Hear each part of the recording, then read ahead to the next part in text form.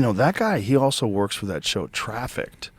So Really? Yeah. I didn't know that. Yeah, Mariana Van Zeller took him in the jungles of Colombia where they grow and manufacture cocaine. Jesus. And yeah, so I've seen that show. There. Yeah, I've seen a bunch of episodes of that show. So that dude has been on some of the most insane adventures ever. Yeah. To go from riding a grizzly bear's back to packing out cocaine with mules. These drug mules that are taking it in backpacks through the jungle. I can't imagine how like high intensity that moment was. Jesus like Christ. to be like to know that these people could just like shoot you because they want to, or because they have to. Right. Yeah, because someone comes along and catches them, and they're interacting with reporters, and they just say, "You're going to kill these fucking people in front of us." Yeah. Jesus, dude. Yeah. That's a whole nother kind of stress, dude, that I don't want to be a part of. Mariana is a gangster. That lady's been doing that boots on the ground type dangerous journalism for fucking years. I found out about her because of the documentary they did on Vanguard called the OxyContin Express. They detailed those pain clinics they had in Florida and how they would sell people oxys, and there was no database, so you could go from one pain clinic to the next pain clinic and just stack up thousands of pills. That's wild. And then they would just drive up the coast, up Florida rather, into the northern states and sell them. And that was the OxyContin Express.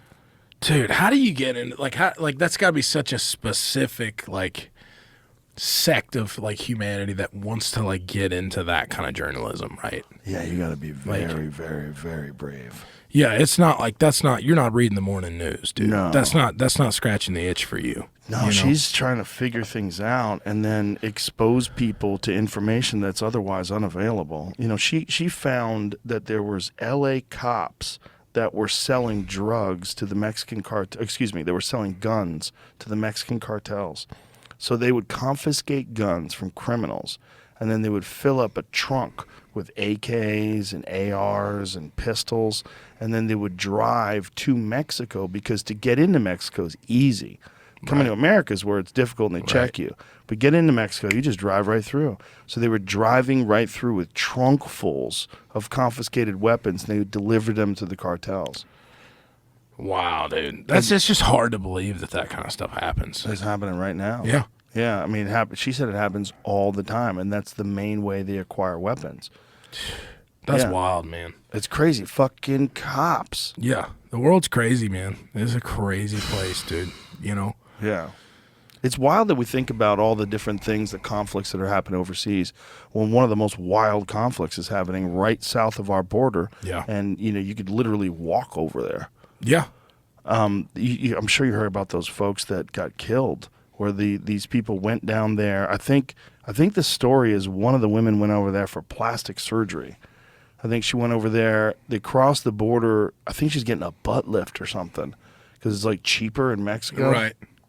And they got mistaken for a rival cartel. They got mistaken for some sort of rival drug dealers or something, and they killed two of them. And they kidnapped these Americans and killed two of them. Jeez, dude. Yeah. That's crazy. That's a real recent story. Here it is. How a trip to Mexico for cosmetic surgery turned deadly for U.S. quartet.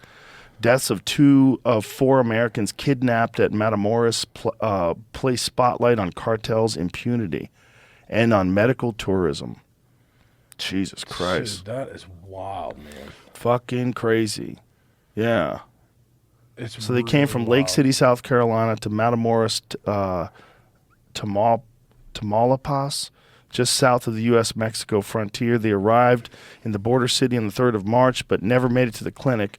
Members of a violent drug cartel that controls the area mistook the group of Americans as rival traffickers, killed 2 of them, and kidnapped McGee and one of her friends. McGee and Eric Williams were rescued within days, and the bodies of her cousin, Shaheed Woodward, and friend Zindell Brown were later repatriated. On Thursday, 5 men who allegedly carried out the attack were dumped on a Matamoros street, along with a surreal letter of apology, purportedly from the Gulf Cartel. We ask the public to be calm, the letter said in Spanish. We are committed that the mistakes caused by indiscipline won't be repeated and that those responsible pay, no matter who they are.